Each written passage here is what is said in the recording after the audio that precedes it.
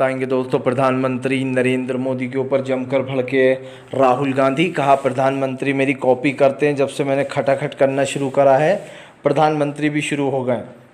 आखिरकार क्यों दोस्तों? कन्हैया कुमार ने बीजेपी को दी चेतावनी। कहा हम स्वतंत्र सेनानी हैं, नहीं डरते तुम्हारे गुंडे मवालियों से। और क्यों आखिरकार दोस्तों? बुलडोज़र नीति पर अब बृजभूषण नहीं उठा दिए सवाल, बुलडोज़र नीति पर बताएंगे क्या है ये मामला। और अरविंद केजरीवाल ने फिर से लपेटा बीजेपी को। कहा फिलहाल 25 तारीख भाजपा गई। बताएंगे क्या है पूरा ये भाषण, तमाम मुद्दों पर होगी बात। लेकिन उससे पहले अगर आपने अब तक हमारे चैनल को सब्सक्राइब नहीं किया है जल्दी से कर लीजिए। पास में एक घंटी आएगी, इसको भी दबाइए ताकि हर वीडियो की अपडेट आप तक पहुंच पाए। दरअसल दोस्तों आपको बताते चले, प्रधानमंत्री नरेंद्र मोदी के ऊपर भड़के राहुल गांधी। कहा जब से मैंने खटाखट करना शुरू किया है, प्रधानमंत्री ने भी खटाखट फटाफट ठकाठक करना शुरू कर दिया है। राहुल ने कहा जो भी प्रधानमंत्री से बुलवाना है बस मुझे बोल दो, मैं 2 मिनट में प्रधानमंत्री के मुंह से वो चीज़ बुलवा सकता हूँ। राहुल ने कहा कि मैं जो भी बोलता हूँ प्रधानमंत्री भी वही बोलते हैं।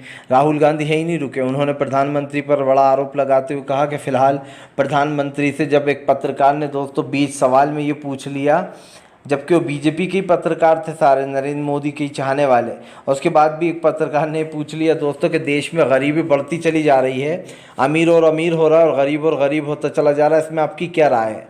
तो नरेंद्र मोदी कहते हैं कि तो क्या मैं सबको गरीब बना दूं? आप समझिए सवाल ये था ही नहीं, लेकिन नरेंद्र मोदी ने सवाल को कैसे गोलमोल कर दिया। सवाल ये था कि गरीब और गरीब हो रहा है, अमीर और अमीर हो रहा है, इसके लिए आप क्या कर रहे हैं गरीबों के लिए? लेकिन प्रधानमंत्री ने सवाल ही बदल दिया और कह दिया कि क्या मैं सबको गरीब कर दूं?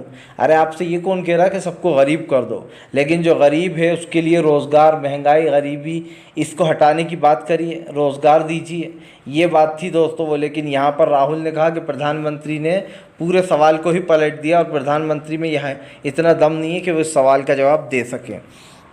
आपको बता दें चले दोस्तों, अखिलेश यादव ने बीजेपी को जमकर लपेटा। अखिलेश बोले भारतीय जनता पार्टी की विदाई तय है, 5वें चरण में इनका 5वां बनने वाला है। दरअसल आपको बताते चले अखिलेश पहले ही कह चुके हैं कि 4 चरणों में बीजेपी की करारी हार हुई है। ऐसा दूसरी तरफ अखिलेश दावा कर रहा है कि 5वें चरण में बीजेपी पूरी तरीके साफ होने जा रही है।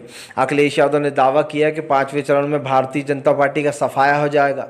यही नहीं, अखिलेश यादव ने यह भी इल्ज़ाम लगाया कि बीजेपी की राजनीति सिर्फ हिंदुत्व के इर्द गिर्द ही घूमती है, वो लोगों को आपस में लड़वाने का काम करती है।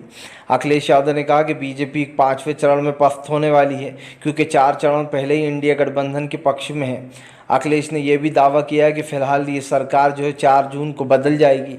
अखिलेश ने कहा 4 तारीख के दिन सरकार बदलने जा रही है और सरकार बदलते से ही अखिलेश ने कहा कि उत्तर प्रदेश से लेकर तमाम गरीबों के लिए फैसले लिए जाएंगे। और इसी को लेकर दोस्तों अखिलेश ने बीजेपी को जमकर घेर लिया। आपको बताते चले दोस्तों, फिलहाल टिकट कटने के बाद बुलडोज़र नीति पर बृजभूषण ही भड़क गए। अब आप समझिए, बृजभूषण बीजेपी के ही नेता हैं लेकिन खुद ही बीजेपी के ऊपर भड़क गए। बृजभूषण ने अपनी सरकार पर हमला बोलते हुए कहा कि फ़िलहाल मैं बुलडोज़र नीति के ख़िलाफ़ हूँ। जहाँ तक बुलडोज़र की बात है, कभी कभी ये बुलडोज़र गरीब लोगों पर भी चल जाता है। गोंडा में एक चौराहे पर कुछ कमज़ोर लोगों की दुकानों और घर थे, उनकी प्रॉपर्टियां बुलडोज़र चलाया गया। इसलिए मेरा ये कहना है कि कोर्ट को अपने ढंग से काम करना चाहिए। जहां कोई बहुत बड़ा आतंक हो, पूरी सरकारी ज़मीन पर अवैध कब्ज़ा हो, वहां बुलडोज़र चले तो ठीक है। लेकिन उन्होंने कहा कि फ़िलहाल कोर्ट का आदेश हो या ना हो, अधिकारी किसी पर भी बुलडोज़र चला रहे हैं। उन्होंने कहा कि फ़िलहाल इस नीति से बचना चाहिए।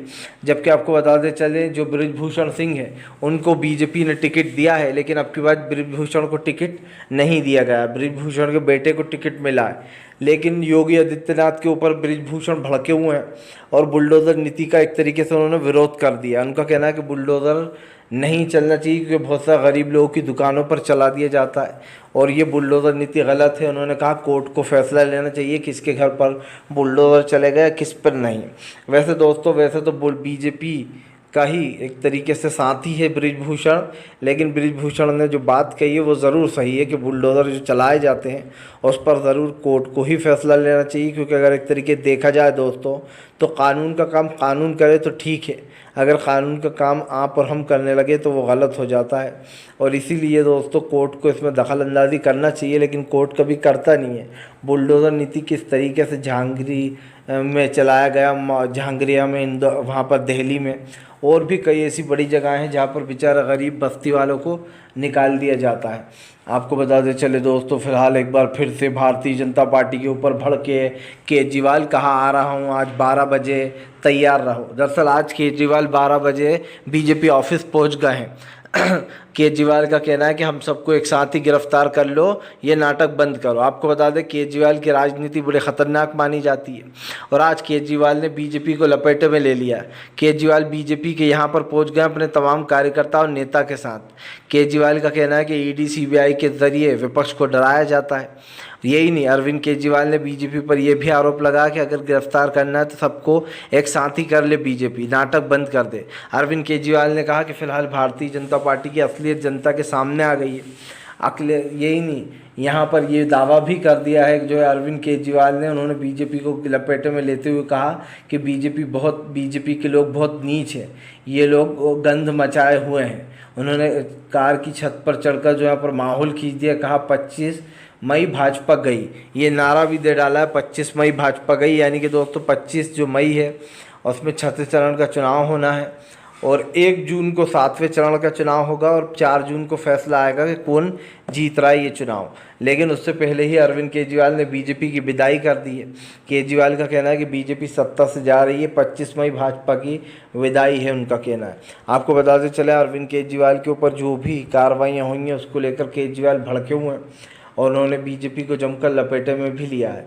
केजरीवाल ने साफ कहा है कि फिलहाल भारतीय जनता पार्टी ने पूरे देश में गंद मचा कर रखी है, इसलिए देश की जनता बीजेपी को उखाड़ कर फेंकने वाली है। अब दोस्तों कौन हारेगा कौन जीतेगा इसका फैसला तो जनता करेगी, लेकिन एक चीज़ साफ हो चुकी है कि जेल से छूटने के बाद अरविंद केजरीवाल ज़बरदस्त तरीके से हमलावर हो गए हैं बीजेपी के ऊपर और ये बात साफ़ हो चुकी है कि इंडिया गठबंधन बीजेपी इसके आगे लीड कर रहा है, यानी कि उसको ज़्यादा सपोर्ट लोगों का मिल रहा है।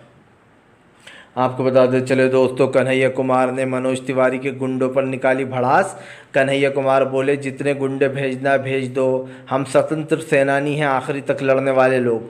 दरअसल कन्हैया कुमार के ऊपर जब थप्पड़ कांड हुआ था उसके बाद कन्हैया कुमार ने बीजेपी को लपेटे में ले लिया। कन्हैया कुमार ने कहा है कि फ़िलहाल मनोज तिवारी ने उनको मारने को गुंडे भेजे थे और आपको बता दें पुष्टि भी हो गई है। जो दक्ष उस आदमी जो बड़ी लंबी दाढ़ी वाला है वो दक्ष चौधरी है, अपने आप को हिंदुत्व का दोस्तों वो बताता है रक्षक, और कभी गन के साथ तो कभी बीजेपी नेताओं के साथ उसकी कई फ़ोटोज़ भी हैं। दक्ष चौधरी दोस्तों मनोज तिवारी की रैली में भाषण में अलग ही बैठा हुआ दिखाई दे रहा है। जाहिर सी बात है जब बंदा आपका है तो आपने ही उसको मारने भेजा होगा कन्हैया कुमार को। ऐसे में लेकिन उल्टा हो गया, कन्हैया कुमार के ऊपर हमला कराने के बाद उल्टा दक्ष चौधरी घिर गया है। आपको बता दें इसकी पूरी कुंडली भी निकल गई है। दक्ष चौधरी इस तरीके कई काम कर चुका है। एक बार एक हिंदू भाई ने किसी मुस्लिम को दुकान किराए पर दे दी थी और मीट की दुकान खोली थी तो इसने जाकर उसके घर में घुस कर हंगामा मचाया था। एक बार ये अपने दोस्त के साथ मस्जिद में जूते पहनकर घुस गया था, लोगों को नमाज़ पढ़ने से रोक रहा था, जिसके बाद भी हंगामा हुआ था। पुलिस ने इसके ऊपर कई FIR दर्ज कर रखी हैं।